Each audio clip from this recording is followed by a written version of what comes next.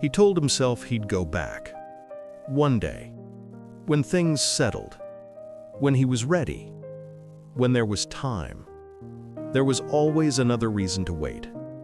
And for 7 years, he waited. While he waited, they learned to stop waiting for him. His name was Daniel. And from the outside, his life looked like a success. A small apartment in the city, clean, quiet, predictable. Every morning he woke up at the same time, made coffee, stood by the window. Watched people rushing somewhere they believed mattered. His job paid well enough. His coworkers respected him.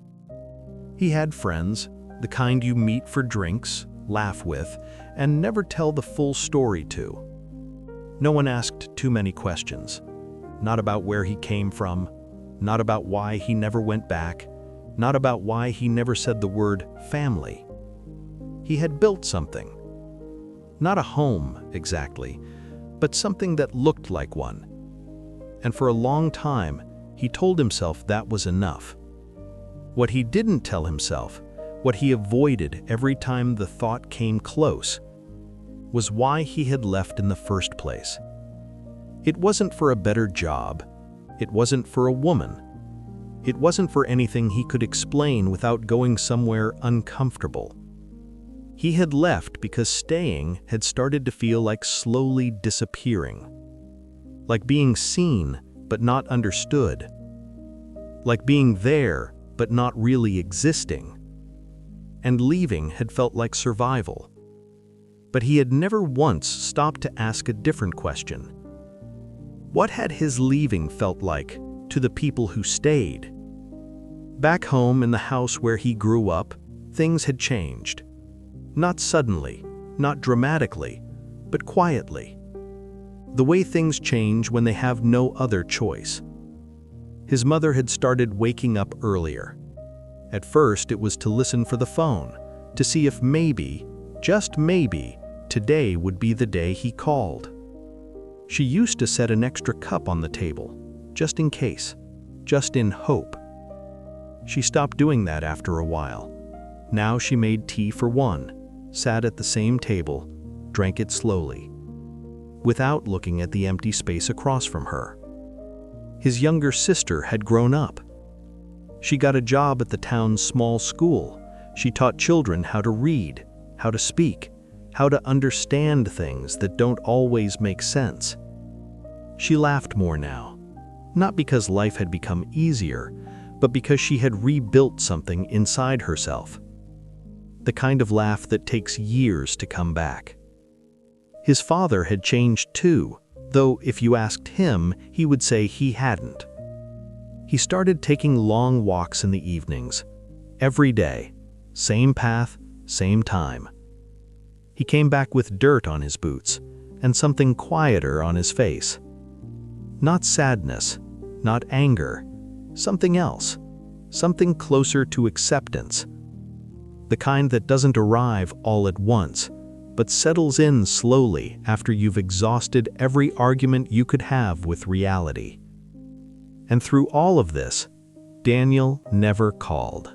At first, it was intentional.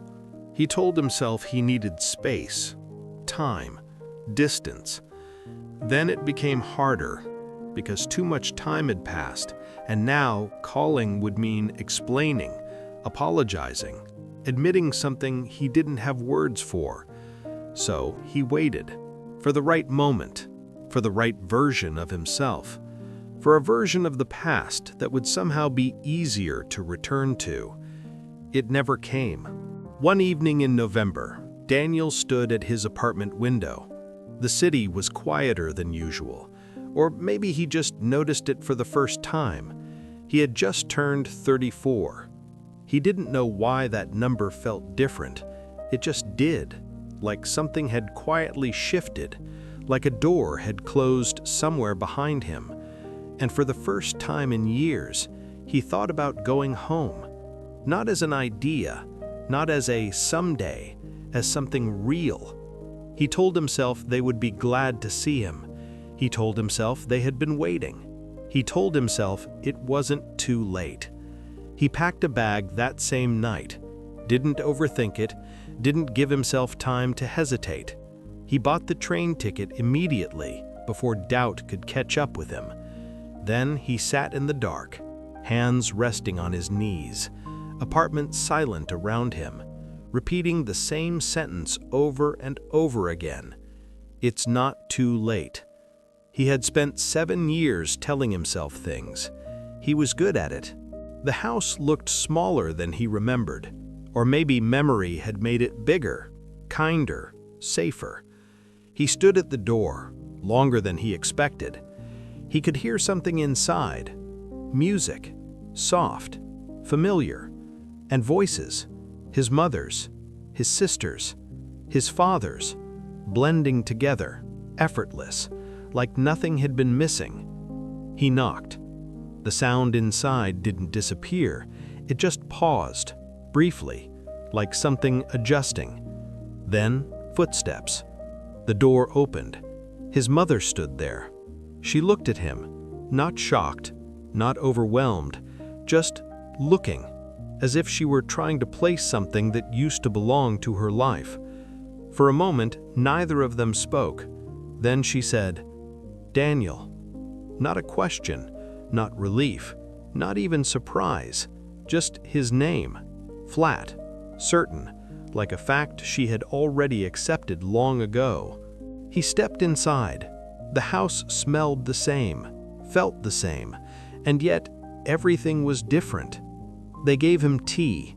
They asked about the train, the city, the weather, safe topics, neutral ground. He had prepared things to say, apologies, explanations, long sentences he had rehearsed in his head for years. But sitting there, at that kitchen table, in that house, he realized something he had never been able to understand from a distance. They had not been waiting. They had grieved him, quietly, privately, without confrontation, without closure, the way people grieve something that chooses to stay gone.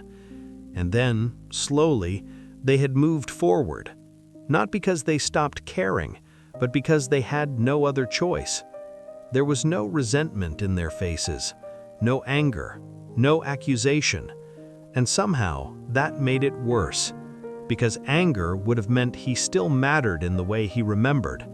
But this calm, this quiet acceptance, meant something else. It meant they had learned to live without him. He stayed for 3 days. They were kind, warm even. They talked, shared meals, laughed occasionally. But there was something underneath it all, something unspoken. A space that used to belong to him, now filled by something else. Something stable, something complete. He wasn't stepping back into his old place. He was visiting. When it was time to leave, his mother hugged him at the door, softly, gently. His father shook his hand, firm, respectful, like you would with someone you care about but don't fully know anymore. His sister walked him to the gate. Before he left, she said, "Come back sooner next time." Not a complaint, not a wound, just a hope. He nodded, said he would, but they both knew that wasn't the point. On the train ride back, he sat by the window, watching the landscape blur into something unrecognizable. And for the first time in 7 years, he cried. Not because they had rejected him, not because they were cold, but because they weren't. They were warm, alive, whole, and they had found a way to become that without him. He had spent years believing that his absence left a hole, that one day he would return and step back into something unfinished. But there was no unfinished space, only a life that had continued. And in that quiet realization, somewhere between one station and the next, he understood something he had never allowed himself to face. He had not just left, he had been replaced, not by another person, but by time, by adaptation, by the simple human ability to survive, and nothing had ever hurt him more. Sometimes it isn't cruelty that breaks us. Sometimes it isn't rejection. Sometimes it isn't even loss. Sometimes it's the quiet, devastating truth that the people we love have learned how to be okay without us.